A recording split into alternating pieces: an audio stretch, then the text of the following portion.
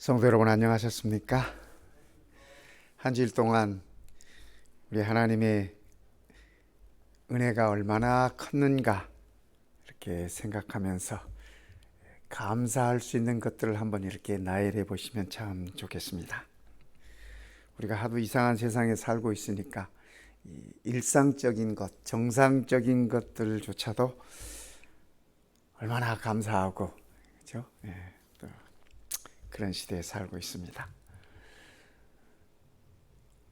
오늘이 안식일이 시작되는 이 첫 시간에 우리 모든 성도님들께도 하나님의 그 신령한 축복이, 하나님의 그 은혜가 함께 하시기를 바라는 마음이 간절합니다. 누가복음 7장을 볼 것 같으면요, 오늘 저희들이 누가복음 7장의 일부를 함께 공부할 것입니다. 누가복음 7장은 자격 없는 자들에게 하나님께서 베푸시는, 우리 예수님께서 베푸시는 그 은혜에 관해서 이 세 가지 이야기를 다루고 있습니다. 그 중에 첫 번째는 우리가 이미 공부한 가버나움의 백부장에 관한 예수님의 은혜였습니다. 아시다시피 백부장은 이방인이었습니다. 유대인들이 생각하기에는 은혜를 도저히 받아서는 안 되는 사람이었습니다. 그런데 예수님께서는 이방인의 그 믿음을 칭찬하시면서 그에게 그 종의 질병에서 이렇게 낫게 해주는 구원의 은혜를 베풀었습니다. 오늘 우리가 살펴볼 이 두 번째 말씀은 나인성 과부의 아들이 죽음에서 살아나는 그러한 일을 통해서 하나님께서, 우리 예수님께서 은혜를 베푸심을 우리는 봅니다. 그리고 세 번째는 성경은 그렇게 적고 있습니다. 죄를 지은 한 여자가 있었다. 죄를 지은 한 여자가 있었다. 그런데 그가 예수님의 발에, 머리에 향유를 부었다라는 얘기를 하면서 죄 속에서 죄를 지은 한 여자라고 표현하고 있지만 우리는 일반적으로 그가 거리의 여인이었음을 압니다. 그런 여인까지도 우리 예수님께서 은혜를 베푸시는 모습을 이렇게 우리들에게 보여주고 있습니다. 바울은 사람들의 모습을 두 가지로 이렇게 표현하고 있습니다. 여러 사람들이 그리스도의 십자가의 원수로 행하느니라. 많은 사람들이 예수님의 십자가의 원수로 살아가고 있다. 그들의 마침은 멸망이요, 그들의 끝은 멸망이요, 그들의 하나님은 배요. 배를 섬기는, 그저 먹고 사는 일에 목숨 거는 그 얘기를 하고 계시는 것입니다. 그들의 신은 배요, 그 영광은 그들의 부끄러움에 있고 땅의 일을 생각하는 자라. 바울은 한 부류의 사람을 이렇게 표현하고 있습니다. 땅의 일을 생각하는 자고, 그들의 끝은 멸망이고, 그들이 섬기는 신은, 그들의 먹고 사는 일이 그들의 이 하나님이라고 이렇게 표현합니다. 반면에 다른 한 부류의 삶의 모습을 얘기하고 있습니다. 그러나 우리의 시민권은 하늘에 있는지라.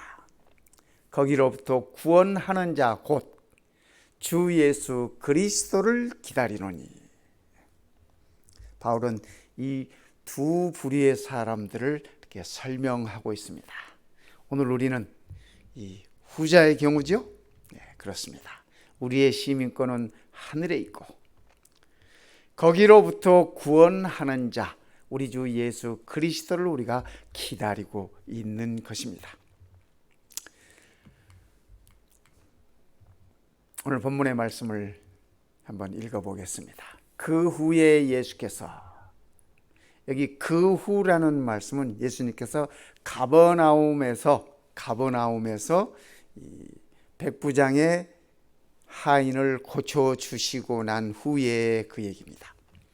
예수께서 나인이란 성으로 가실 때 제자와 많은 무리가 동행하더니 성문에 가까이 이르렀을 때 사람들이 한 죽은 자를 메고 나오니 이는 한 어머니의 독자요 그의 어머니는 과부라. 그 성에 많은 사람도 그와 함께 나오거늘 주께서 과부를 보시고 불쌍히 여기사 울지 말라 하시고 가까이 가서 그 관에 손을 대시니 맨 자들이 서는지라. 예수께서 이르시되 청년아 내가 내게 말하노니 일어나라 하시매 죽었던 자가 일어나 앉고 말도 하거늘 예수께서 그를 어머니에게 주시니 모든 사람이 두려워하며 하나님께 영광을 돌려 이르되 큰 선지자가 우리 가운데 일어나셨다 하고 또 하나님께서 자기 백성을 돌보셨다 하더라. 예수께 대한 이 소문이 온 유대와 사방에 두루 퍼지니라. 오늘 우리가 함께 살펴볼 말씀입니다. 우리는 여기서 이 말씀 가운데서 두 행렬을 볼 수 있습니다. 한 행렬은 나인성에서 성 밖으로 묘지를 향해서 가는 죽은 자를 둘러매고 그 뒤에는 하나밖에 없는 아들을 잃은 어머니가 슬피 울며 그 뒤를 따르고 또 많은 사람들이 그 슬픔에 동참하면서 나인성에서 성 밖으로 나와서 묘지를 향하는 한 행렬입니다.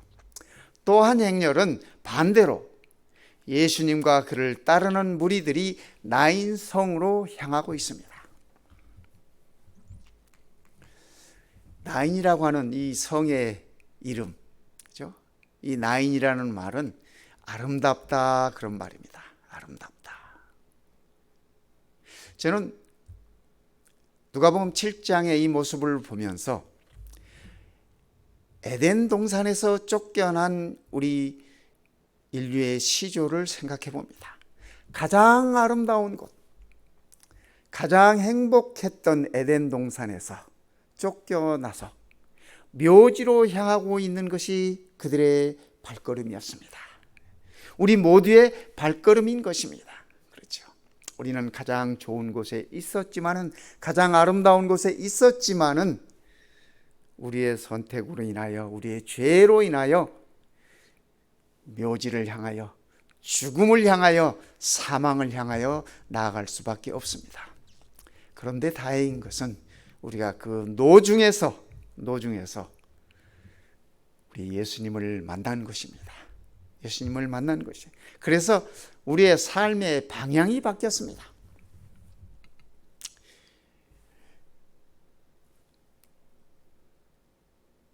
여기가 나인성입니다. 여기가 좀 잘 안 보이시죠? 여기가 나인성이고 여기가 나사렛이고 여기가 가버나움이에요. 가버나움이에요. 그러니까 예수님께서 가버나움에서 나인성까지 이렇게 내려오셨습니다. 가버나움에서 나인성까지 거리는 약 48km, 마일로 따지면 30마일 정도 됩니다. 그러니까 예수님께서 나인성에 도달하기까지 적어도 부지런히 하루길을 걸으신 겁니다. 이 당시에 탈 것이 없었지 않습니까? 예수님께서 태어나셨던 나사렛에서 동남쪽으로 약 5.5마일 정도 떨어진 곳이 나인성입니다. 그런데 재미있는 것은 누가복음 7장을 살펴보면은 나인성의 과부의 이름도 없고 아들의 이름도 없는데, 그죠? 그가 믿음이 있었느냐 없었느냐 그런 말씀도 없으시고, 백부장처럼 예수님께 나와서 이 간청하고 사정하고 했던 기록도 없고, 또 말씀으로 봐서는 이 나인성 과부가 예수가 누군지도 잘 모르는 사람 같아요. 전혀 언급이 없습니다. 전혀 언급이 없어요. 하지만 성문에 가까이 이르실 때 사람들이 한 죽은 자를 메고 나오니 이는 한 어머니의 독자요 그의 어머니는 과부라. 이 성경에 이 과부를 불쌍히 여기라는 말씀이 여러 번 있지 않습니까? 또 신약에서는 너희가 참 과부를 불쌍히 여기라 그런 말씀이 있어요. 그러니까 참 과부가 있는 거 보니까 이 가짜 과부도 있는지 덜 참 과부도 있는지 모르겠어요. 그 성에 많은 사람도 그와 함께 나오거늘. 그죠? 예수님께서 나인 성에서 묘지를 향해서 가는 이 슬픈 무리들을 보십니다. 보세요. 어쩌면 우리가 살고 있는 삶의 모습이 아닐까 그래 싶습니다. 이사야 2장에 이렇게 말씀하세요. 너희는 인생을 의지하지 말라. 그의 호흡은 코에 있나니 새말 가치가 어디 있느냐. 우리의 생명이, 우리의 삶이 새말 가치도 없다라고 그렇게 표현해요. 숨 끊어지면, 숨 멈추면 그만이라는 말씀을 이렇게 하고 있는 것입니다. 우리 인생이 하나님의 손에서 벗어나면 정말 가치 없는 인생이라는 표현을 이렇게 하고 계시는 것입니다. 전도서에는 이렇게 말씀하세요. 인생이 당하는 일을, 사람들이 당하는 일을 짐승도 당하나니 그들이 당하는 일이 일반이라. 그러니까 짐승들이 당하는 일이나 우리 인간들이 당하는 일이 다 동일한 것이 있어요. 그 뭐냐면 다 동일한 호흡이 있어서 짐승이 죽음같이, 짐승도 죽고 사람도 죽으니 사람이 짐승보다 뛰어남이 없으면 모든 것이 헛되미로다. 그러니까 우리 모두가 다 나인성에서 나와서 묘지로 향하는, 죽음으로 향하는, 사망의 골짜기로 돌아가는 그러한 무리임에 틀림없다. 그 얘기입니다. 그러니까 우리의 삶 속에 소망도 없고, 그렇죠? 그 삶 자체가 슬픔 가득한 절망일 뿐이라고 그렇게 얘기하고 있습니다. 이분이 프랑스의 루이 16세입니다. 프랑스의 루이 16세인데 39세 어린 나이에 단두대에서 이렇게 목이 잘려서 이렇게 처형을 당했습니다. 이 반혁명죄로 이렇게 재판을 받고 그의 부인과 더불어서 마리 앙뚜아네트라고 하는 그 오스트리아의 공주인데 그의 부인과 함께 단두대에서 사라졌습니다. 그런데 이분이 이 황제로 있다가 이 개혁 이 무리들에게 붙잡혀 가지고 이 감옥에, 이 바스티유라는 이 감옥에 그가 갇혔습니다. 그가 황제로서 짧은 세월을 살다가 이 감옥에 갇혀 있었을 때 그의 삶이 얼마나 없었겠습니까? 그죠? 얼마나 허무했겠습니까? 그래서 그가 이 감옥의 벽에다가 그의 손톱으로, 이 감옥에 들어간 사람이 툴이 없지 않습니까? 도구가 없지 않습니까? 그러니까 그가 그의 손톱으로 이 감옥 벽에다가 허무라고 이렇게 두 자를 적었습니다. 허무. 그의 인생을 돌아보니 허무하고 그가 한때 누렸던 황제로서의 그 모든 권력과 모든 명예와 이 모든 것들도 살펴보니 정말 허무하구나라고 그렇게 표현했습니다. 하나님 없이 사는 자들의 삶의 그 종말이랄까, 우리가 그렇게 여길 수 있습니다. 나인성에서 나와서 묘지를 향하여 가는 행렬이 바로 그러한 행렬입니다. 반대로 우리 예수님은 나인이란 성으로 가실 때 제자와 많은 무리가 동행하더니 함께 밖에서 나인성으로 향하여 가고 있습니다. 가고 있어요. 그런데 우리 예수님을 가리켜서 성경은 이렇게 얘기하지 않습니까? 만물이 그로 말미암아 지은 바 되었으니 지은 것이 하나도 그가 없이는 된 것이 없느니라. 그 안에, 예수님 안에 생명이 있었으니 이 생명은 사람들의 빛이라. 그러니까 예수님을 따르던 그 무리들이 함께 생명 되시는 예수님과 더불어 나인성으로 향하고 있었던 것입니다. 예수께서 이르시되 나는 부활이요 생명이니 나를 믿는 자는 죽어도 살겠고, 우리 예수님께서 말씀하십니다. 내가 생명이다. 사람은 그 누구도 자기를 가리켜서 내가 생명이다라고 선언할 수 있는 사람이 아무도 없습니다. 오직 우리 예수님만이 나는 생명이다라고 말할 수 있는 것입니다. 골로새 3장 4절에 이렇게 말씀하십니다. 우리 생명이신 그리스도께서 나타나실 그때에 너희도 그와 함께 영광 중에 나타나리라. 성도 여러분, 사도 바울이 골로새 교인들에게 이렇게 썼던 이 말씀은, 그죠? 여기서 말하는 너희들, 그죠? 그 너희들 지금 다 어디 있습니까? 그렇죠? 다 무덤에 있습니다. 다 무덤에 있어요. 그러나 바울이 하는 말씀이 우리의 생명이신 그리스도께서 나타나실 그때에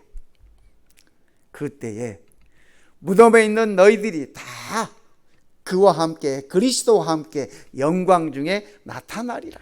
영광 중에 살아나리라. 나인성의 청년을 일어나라고 말씀하셨던 우리 주님의 음성을 듣고 함께 그 영광 중에 나타날 것이라고 바울은 그렇게 표현하고 있습니다. 바울은 이 소망이 있었기 때문에 그가 로마에서 순교당할 때도 아마 그 소망으로, 기쁨으로 그의 죽음을 맞이했으리라고 그렇게 여겨지는 것입니다. 그 행렬 가운데 우리 주님께서 과부를 보시고 불쌍히 여기사 울지 말라 하시고, 이 세상에서 하나밖에 없는 아들을 잃은 어머니에게 울지 말라라고 말씀하실 수 있는 분은 아무도 없습니다. 세상에서 그 누가 하나밖에 없는 아들을 잃은 어머니에게 울지 말라라고 말할 수 있겠습니까? 그러나 우리 주님은 울지 말라라고 말씀하십니다. 가족들을 잃은 상실의 슬픔 가운데 있는 모든 분들에게 우리 주님께서 말씀하십니다. 울지 말아라. 여기 울지 말라라고 하는 얘기는 눈물 뚝 하라는 얘기가 아니에요. 그렇죠? 아들을 잃었는데 어떻게 안 슬퍼요? 그죠? 딸을 잃었는데 어찌 안 슬퍼요? 그죠? 남편을 잃었는데 어찌 슬프지 않아요? 슬퍼요. 그러나 우리 주님께서 울지 말라라고 하시는 그 말씀은 생명을 다시 주시겠다고 하는 그 약속의 말씀임을 우리는 기억해야 할 것입니다. 그래서 우리 예수님께서 가까이 가서 그 관에 손을 대시니, 원래 유대인들의 법에 의하면, 구약의 가르침에 의하면 관에 손대면 안 돼요. 부정해요. 맨 자들이 서는지라 예수께서 이르시되 청년아 내가 내게 말하노니 일어나라 하시매. 우리 주님께서만이 하실 수 있는 유일한 생명의 사역입니다. 예수님께서 이 땅에 계실 때 3번의 생명을 다시 주시는 일을 하셨습니다. 죽었던 자가 일어나 앉고 말도 하거늘 예수께서 그를 어머니에게 주시니. 성도 여러분, 살아난 아들을 어머니에게 주었을 때 그 어머니의 기쁨이 어떠했을까요? 그렇죠? 저는 이 장면에서 편을 놓고 좀 이 말씀을 묵상해 봤습니다. 그 어머니의 기쁨이 어떠했을까? 그러나 한 가지 분명한 사실은 우리 주님께서 나타나실 그때에 우리가 이런 모든 분들을 우리 주님께서 살려서 주실 것입니다. 딸을 잃은 어머니에게는 딸을 돌려주실 것이고, 아들을 잃은 어머니에게는 그 아들을 돌려주실 것입니다.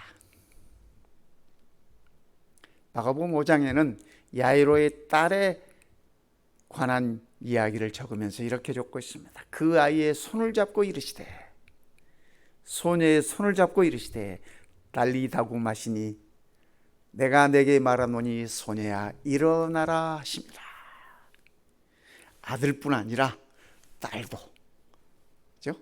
청년뿐 아니라 소녀도 우리 예수님께서 생명을 주셨습니다.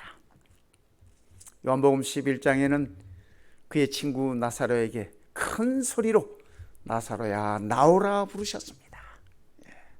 그랬더니 나사로가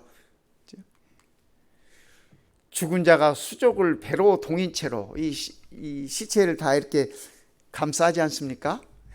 수족을 동인 채로 나오는데 이 수족이 배로 동여 있었는데 어떻게 나왔는지 모르겠어요. 걸을 수가 없잖아요. 아마 이렇게 콩콩콩 뛰면서 나왔는지 모르겠어요. 그런데 어쨌든 수족을 배로 동인 채로 나오는데 그 얼굴은 수건에 쌓여 있더라.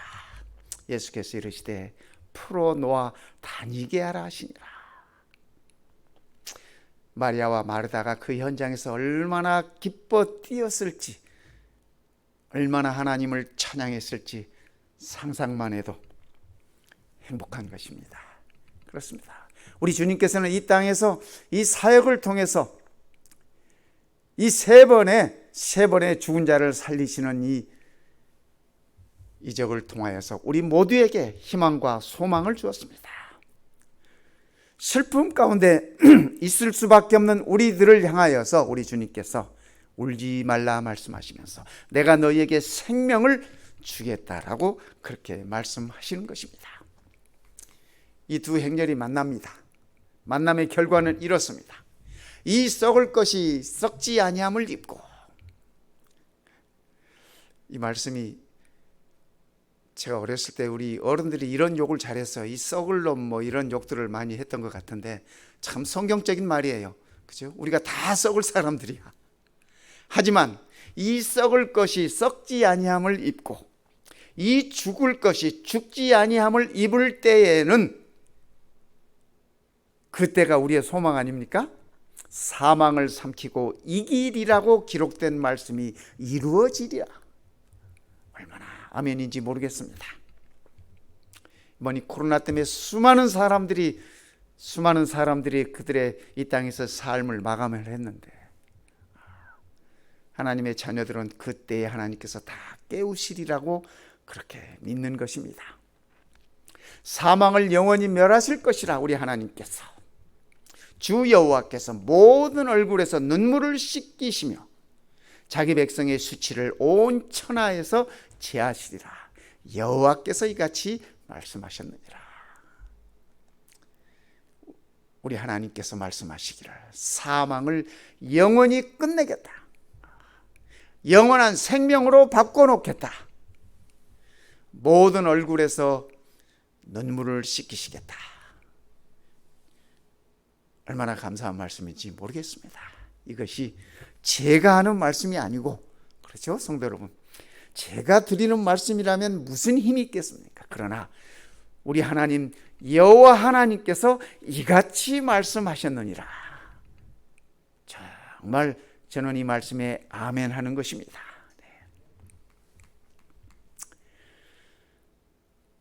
주의 죽은 자들은 살아나고 그들의 시체들은 일어나리이다. 티끌에 누운 자들아 너희는 깨어 노래하라. 주의 이슬은 빛난 이슬이니 땅이 죽은 자들을 내어 놓으리라.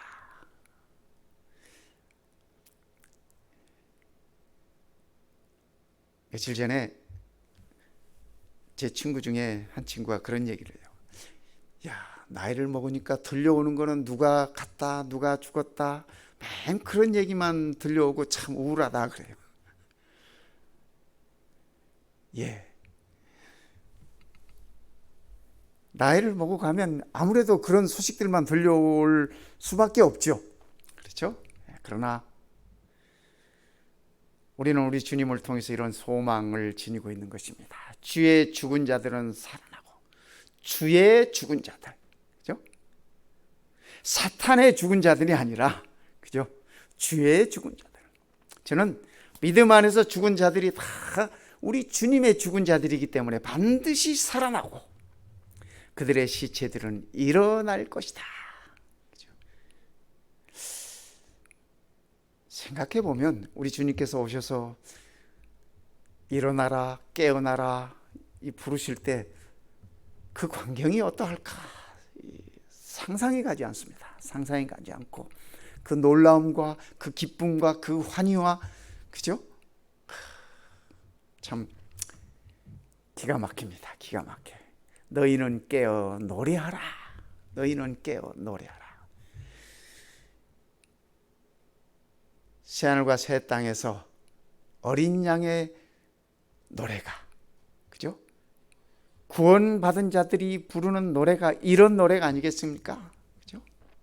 주의 이슬은 빛난 이슬이니 땅이 죽은 자들을 내어놓으리라. 저는 이 주의 이슬은 빛난 이슬이니 이 말씀을 보면서 성도들의 눈에 고여있는 눈물이 떠올랐습니다.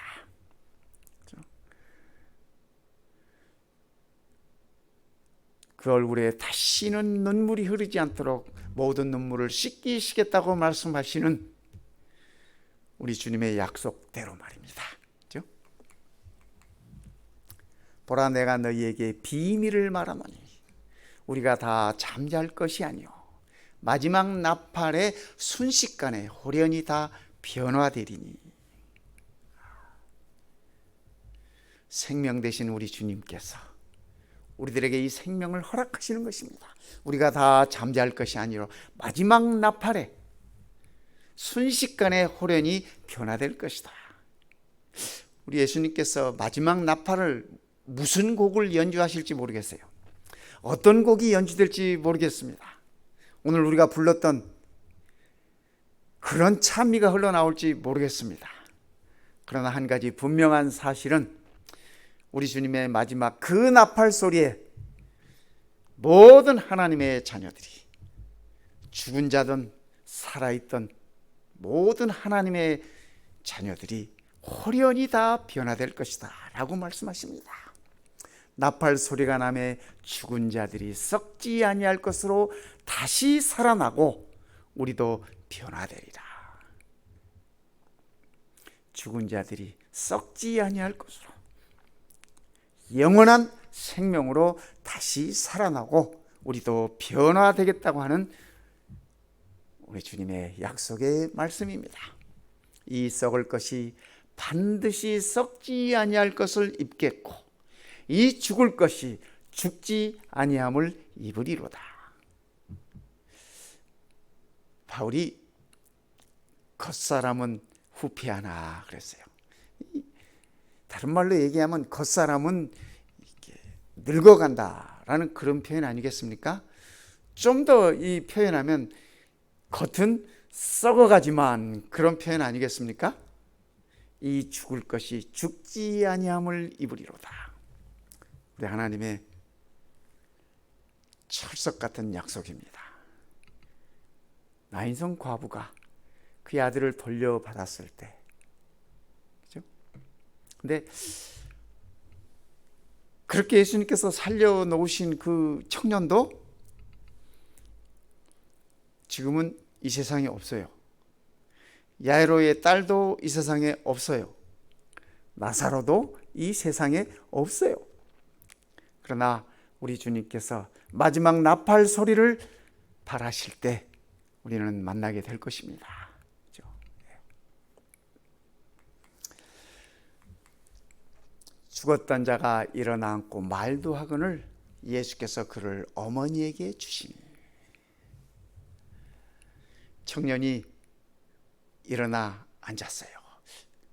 이 널 속에서 이렇게 일어나가지고 나와가지고 말도 하고 할 때 참 그의 어머니는 놀라움에 말도 못하고 입만 쩍 벌리고 있었지 않았을까? 눈만 크게 뜨고 입만 크게 벌리고 있었지 않았을까? 그런 생각을 해봅니다. 그를 어머니에게 주시니. 자녀를 잃은 우리 모든 어머니들, 우리 주님께서 반드시 그 아들, 그 딸을 돌려주실 것입니다. 예수님께서 이 과부에게 그의 독자 아들을 돌려주셨듯이 말입니다. 모든 사람이 두려워하며 하나님께 영광을 돌려 이르되 큰 선지자가 우리 가운데 일어나셨다 하고 또 하나님께서 자기 백성을 돌보셨다 하더라. 유대인들에게 있어서 자기 백성이라는 표현은 그들이 출애굽 당시부터 하나님께로 들어왔던 아주 익숙한 표현입니다. 아주 익숙한 표현이에요.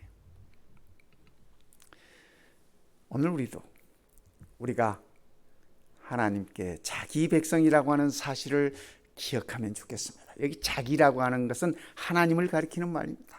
그렇죠? 하나님께서 자기 백성을 돌보셨다. 하나님의 백성들을 돌보셨다고 하는 사실입니다. 나인성의 과부도 하나님의 백성이었고 죽은 그의 아들도 하나님의 백성이었습니다. 뿐만 아니라 그 현장을 지켜보고 있었던 예수님을 따르던 무리들도 하나님의 백성이었습니다. 뿐만 아니라 관을 메고 무덤을 향하여 가고 있던 자들 또한 하나님의 자기 백성이었음을 우리는 아는 것입니다. 하나님께서 자기 백성을 돌보셨다. 신명기 29장에 보면 이렇게 말씀하고 계십니다. 여호와께서 내게 말씀하신 대로 오늘 너를 세워 자기 백성을 삼으시고 그는 친히 내 하나님이 되시려 함이니라. 이스라엘 백성들을 애굽에서 구원하시고 광야로 이끄시며 가나안에 가는 길목에서 하나님께서 주시는 말씀입니다. 너희들을 내가 세워서 친히 내 백성을 삼았다. 그 이유는 내가 너희의 하나님이 되려 함이다 라고 표현하고 있습니다. 오늘 우리에게도 동일한 말씀입니다. 성도 여러분, 우리 하나님이 친히 우리에게 우리의 하나님이 되시고자 우리를 자기 백성 삼으셨음을 인하여 감사하십시다. 나인성에서 나와서 무덤을 향하여 가고 있는 이 행렬의 발걸음을 돌이켜서 다시 나인성으로 들어가게 하죠. 가장 아름다운 곳에서 나와서 죽음을 향하여 내려가고 있는 우리들을 향하여 우리 주님께서는 우리의 발걸음을 유턴시키셨습니다. 다시 아름다운 곳으로 갈 수 있도록 인도하셨습니다. 우리를 자기 백성 삼아서 말입니다. 여호와께서 자기 백성에게 힘을 주시며 여호와께서 자기 백성에게 평강의 복을 주시리로다. 오늘 이 약속의 말씀이, 오늘 이 안식일 우리 모든 성도님들의 삶 속에 임하실 것입니다. 오늘 안식의 축복으로 임하실 것입니다. 여호와께서 자기 백성에게 힘을 주시며, 요즘 우리가 힘 빠지는 시대에 살고 있지 않습니까? 그죠? 힘 빠지는 시대에 살고 있어요. 그럴지라도 자기 백성이라고 말씀하시는 우리 하나님께서 친히 우리들에게 힘을 주신다고 약속하십니다. 여호와께서 자기 백성에게 평강의 복을 주시리로다. 평강의 복을 주시리로다. 오늘 이 안식의 첫 시간에 우리 모든 성도님들 가슴마다 하나님께서 자기 백성에게 주시는 평강의 복을 누리시기를 바랍니다. 하나님께서 우리에게 허락하신 힘을 회복하시기 바랍니다. 우리 모두는 에덴에서 사망으로 가는 자들 아니겠습니까? 하지만 우리는 이 죽음의 행렬에서 예수님을 만났습니다. 그 길목에서 우리 예수님을 만났습니다. 죽음의 길목에서 살라고 말씀하시는 그분의 은혜로 우리는 우리의 발걸음을 돌릴 수 있었습니다. 그렇지 않습니까? 우리의 본향으로 돌아가는 이 발걸음이 잠시 힘들고 지치고 괴롭다 할지라도 성도 여러분, 우리의 결국은 영원한 생명임을 기억하십시다. 울지 말라고 말씀하시는 우리 주님, 생명이라고 말씀하시는 우리 주님 바라보면서 오늘 우리의 삶이 사망에서 생명으로, 절망에서 소망으로, 슬픔에서 기쁨으로, 유한한 인생에서 영원한 삶으로 우리는 그리스도와 함께 걸어가는 하나님의 친 백성인 것입니다. 오늘 이 축복이 우리 모든 성도들에게 함께 하시고 오늘 이 안식일이 그 어떤 안식일보다도 행복한 안식일이었으면 좋겠습니다. 우리 주님께서 말씀하십니다. 울지 말아라. 그리고 살아라. 오늘 이 생명이 우리 모든 성도님들에게 희망과 소망과 용기와 힘과 위로로 작용하는 아름다운 안식이 되시기를 이 시간에 간절히 바랍니다. 기도드리겠습니다. 우리 아버지 하나님, 2000년 전에 우리 주님께서 나인성 곁에서 이루셨던 이 사실을 우리는 묵상하면서 우리의 삶의 발걸음 또한 사망에서 생명으로 옮겨주셨음을 믿습니다. 그리고 또한 감사드립니다. 우리가 드리는 예배가 이 감사를 찬양으로 화하는 우리의 몸과 마음을 송두리째 온전히 드리는 예배가 되도록 축복하여 주시옵소서.